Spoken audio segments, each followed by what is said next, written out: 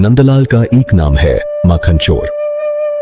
हम सबने सुना है कि कृष्ण गोपियों का मक्खन चुरा चुरा कर खाते थे, लेकिन कम लोग जानते हैं कि वे मक्खन अक्सर खुद नहीं खाते थे, वे उसे बंदरों को खिलाते थे। और इसके पीछे छुपी है राम अवतार का एक अधूरा कर्ज। ब्रज की गलियों में एक दिन वही पुराना दृश्य था। गोपियां घरों में घड़ा घड़ा मक्खन जमा रही थी और दूसरी तरफ कान्हा अपने दोस्तों के साथ नई चोरी की योजना बना रहे थे। किसी गली में रस्सी के सहारे घड़े नीचे, कहीं बच्चों की सीढ़ी बनाकर ऊपर। जैसे तैसे कृष्ण ने एक घर का ताजा सफेद मलाई वाला मक्खन निकाल ही लिया। सब दोस्त खुश कि अब पेट भर कर खाएंगे। तभी पेड़ों की डालों पर से कुछ बंदर कूदते हुए आ गए। वे बंदर कन्हैया के चारों तरफ घिर गए। कोई उसकी बाह पकड़ता, कोई घड़े की ओर हाथ बढ़ाता, कोई सीधे मक्खन की गंध लेकर दोनों हाथ फैलाकर खड़ा हो गया। ग्वाल बाल बोले, अरे ये तो पूरा लूटने आ गए। पर कृष्ण मुस्कुराते हुए अपने हाथ का ताजा मक्खन उन्हीं बंदरों की ओर बढ़ाने लगे। खुद मुंह में थोड़ा और बड़े प्यार से हर बंदर के मुंह में एक एक गोला मक्खन का डालने लगे। जब गोपी लौटी, उसका घड़ा खाली, मक्खन गायब और कान्हा के होठों पर हल्की रेखा भर। गली गली में शिकायतें गूंज उठीं। मैया यशोदा, तुम्हारा लाल हमारा मक्खन चुराता ही नहीं, हमारे सामने बंदरों को भी खिलाता है। खुद तो थोड़ा सा खाता है, बाकी सब इन बंदरों के मुंह में डाल देता है। यशोदा ने कान्हा को पकड़कर पूछा, कान्हा, तू दूसरों का मक्खन चुराकर इन बंदरों को क्यों खिला देता है?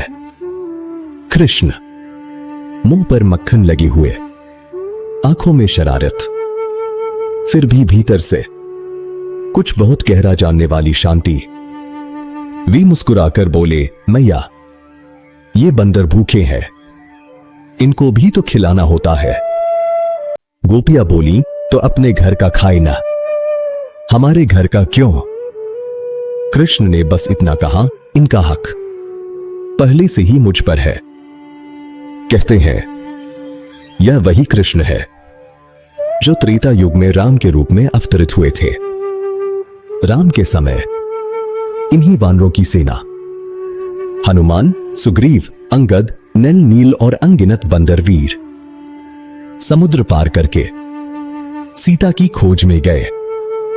किसी ने पहाड़ उठाए, किसी ने पुल बनाया, किसी ने युद्ध किया, किसी ने बस नाम जपकर सेना का मनोबल बढ़ाया। युद्ध जीतने के बाद अयोध्या लौटकर श्री राम ने भरत से कहा था, इन बंदरों का ऋण मैं कभी चुका नहीं सकता। द्वापर में जब वही प्रभु कृष्ण रूप में ब्रज आए तो कहते हैं उनके हृदय में कहीं न कहीं उसी वानर सेना का कृतज्ञता भाव जगा रहा। इसलिए वे जिस भी जन्म के बंदर उनके पास आए, उन्हें मक्खन खिलाकर मानो कह रहे थे, राम रूप में तुमने मेरी भूख, मेरी लड़ाई में साथ दिया था। आज कृष्ण रूप में मैं तुम्हारा कर्ज थोड़ा थोड़ा चुका रहा हूं। ब्रजवासियों को धीरे धीरे समझ में आया, कन्हैया का मक्खन बांटना सिर्फ शरारत नहीं, पुराने जन्मों की कृतज्ञता भी है। महाभारत हो या भागवत, एक बात बार बार लौटती है, भगवान भी अपने भक्तों का ऋण स्वीकार करते हैं।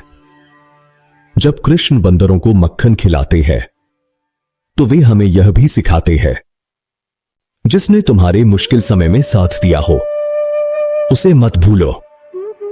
शायद वह तो भूल जाए, पर सच्चा प्रेम कभी अनएक्नॉलेज्ड नहीं रहना चाहिए। तो अगली बार जब आप माखन चोर की तस्वीर देखें जहां वे बंदरों के साथ मक्खन बांट रहे हो, तो याद रखिएगा ये सिर्फ चोरी नहीं, राम अवतार की कृतज्ञता भी है।